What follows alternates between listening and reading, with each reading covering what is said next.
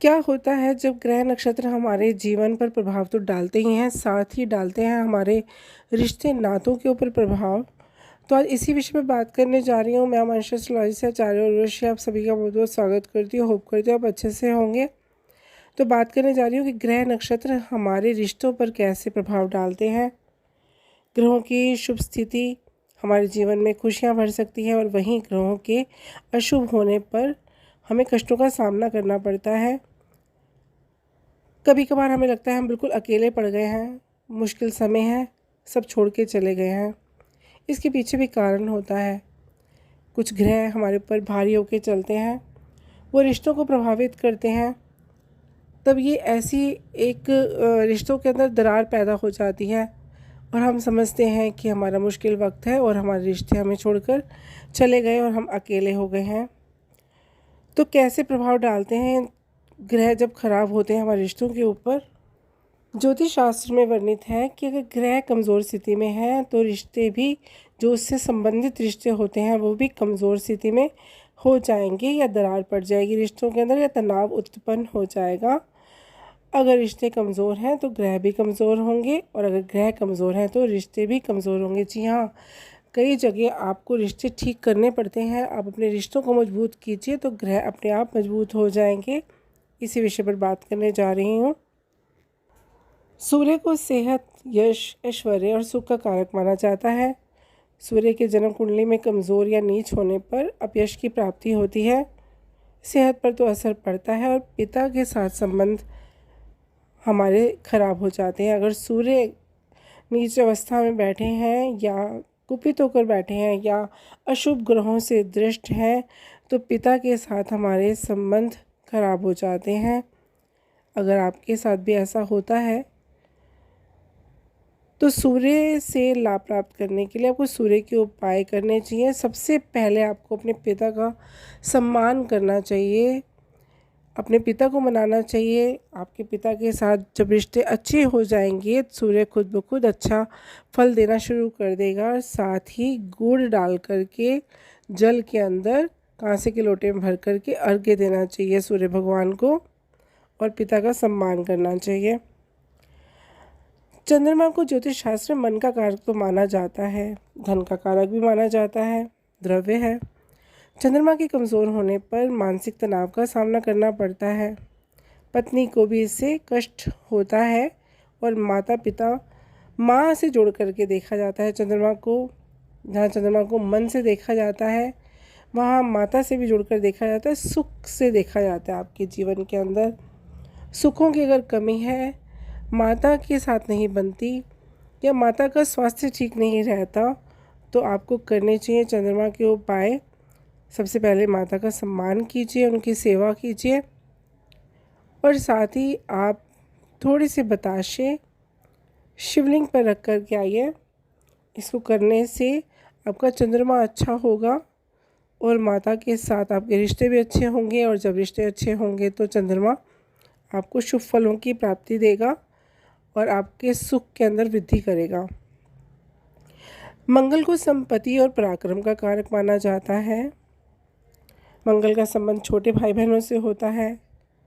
मंगल से लाभ पाने के लिए छोटे भाई बहनों के साथ रिश्ते मधुर रखने चाहिए। जी हाँ, अगर तनाव की स्थिति आती भी है तो आपको थोड़ा झुकना चाहिए। आप अपने रिश्तों को ठीक रखिए और जब आप अपने रिश्तों को संवारते हैं तो मंगल ग्रह का सुख आपको मिलना शुरू हो जाता है, संपत्ति का सुख आपको मिलना शुरू हो जाता है, पराक्रम आपका बढ़ जाता है। और हर मंगलवार को आपको चमेली के तेल का दीपक हनुमान मंदिर में जलाना चाहिए। ऐसा करने से आपके मंगल देव प्रसन्न होते हैं। आगे बात करते हैं ज्योतिष शास्त्र में बुध की। बुध वाणी और त्वचा का कारक तो होता ही है, साथ ही साथ ये बहन और बेटी से भी संबंधित होता है। जी हाँ, अगर आपका बुध ग्रह अच्छा है, आपकी बेटी, आपकी बहन बहुत ही सुखी प्रभावित जीवन में होती हैं। लेकिन वहीं अगर आपका बुध ग्रह खराब है तो आपकी बेटी और बहन भी प्रभावित होती हैं, उनका जीवन प्रभावित होता है, उनके साथ आपके रिश्ते प्रभावित होते हैं। तो अपनी बहन और बेटी के साथ अपने रिश्तों पर ध्यान दीजिए, प्यार से सींचिए, उनकी केयर कीजिए। ऐसा करने से आपका बुध ग्रह अच्छा होगा, आपकी वाणी अच्छी होगी और आपकी धन की स्थिति बहुत अच्छी होगी। और अगर आपको बुध ग्रह अशुभ प्रभाव दे रहा है, रिश्ते लगातार ख़राब हो रहे हैं बहन और बेटी के साथ, या बहन और बेटी लगातार दुखी हैं, तो आप बुधवार के दिन छोटी कन्याओं को कुछ टॉफ़ियाँ बांट दीजिए, हर बुधवार कीजिए। ऐसा करने से आपका बुध काफ़ी बलशाली होगा। तो आगे बात करने जा रही हूँ बृहस्पति के बारे में। जी हाँ, बृहस्पति देव के बारे में, गुरु के बारे में। जब गुरु हमारे जीवन में रिश्तों को प्रभावित करते हैं तो हमारे माता पिता के साथ संबंध और हमारे गुरु के साथ हमारे संबंध इफ़ेक्ट होते हैं। हमारे माता पिता को कोई ना कोई तकलीफ़ लगी रहती है, हमारा उनके साथ तनाव बना रहता है। तो सबसे पहले तो तनाव दूर करना है, माता पिता का सम्मान करना है और उनकी सेवा करनी है, बड़े बुज़ुर्गों का आशीर्वाद लेना है। इससे गुरु बृहस्पति देव अति प्रसन्न होते हैं। और अपने गुरु के मंदिर में, गुरु के स्थान पर जाकर के चढ़ा दीजिए पीले फूल। और अगर आप गुरु को नहीं मानते, आपने कोई गुरु धारण नहीं कर रखे, तो वीरवार बृहस्पतिवार के दिन कृष्ण मंदिर में जाकर पीले फूल आप भेंट कर दीजिए। ऐसा करने से बृहस्पति देव प्रसन्न होंगे और आप पर कृपा करेंगे। आगे बात करने जा रही हूँ कलयुग के अंदर भौतिक वस्तुओं को देने वाले सबसे बड़े ग्रह शुक्र के बारे में। जी हाँ, अगर शुक्र आपके जीवन में प्रसन्न है तो चारों तरफ सुख ही सुख है। हर भौतिक वस्तु को शुक्र देते हैं। स्त्रियों के साथ संबंध अच्छे करते हैं, पत्नी के साथ संबंध अच्छे करते हैं। और वहीं अगर शुक्र खराब है तो भौतिक वस्तुएं छिन जाती हैं, सुख छिन जाता है, चेहरे का आकर्षण छिन जाता है और स्त्रियों के साथ संबंध आपके खराब हो जाते हैं। इवन कि आपका पत्नी के साथ संबंध विच्छेद यानी कि तलाक होने तक की नौबत आ जाती है। तो सबसे पहले स्त्रियों का मान सम्मान करना शुरू कीजिए।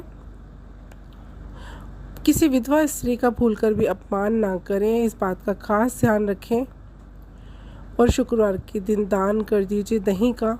ऐसा करने से आपका शुक्र बलवान होगा और आपके जीवन के अंदर सुखों की बढ़ोतरी होगी। भौतिक वस्तुएं आपके जीवन के अंदर बढ़ती चली जाएंगी।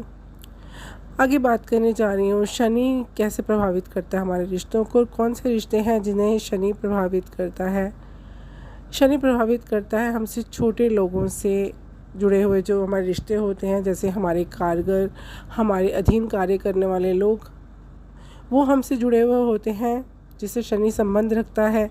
अगर हम अपने अधीन कार्य करने वाले लोगों के साथ संबंध अच्छे बनाकर चलते हैं तो शनि प्रसन्न होकर हमें शुभ फल देते हैं।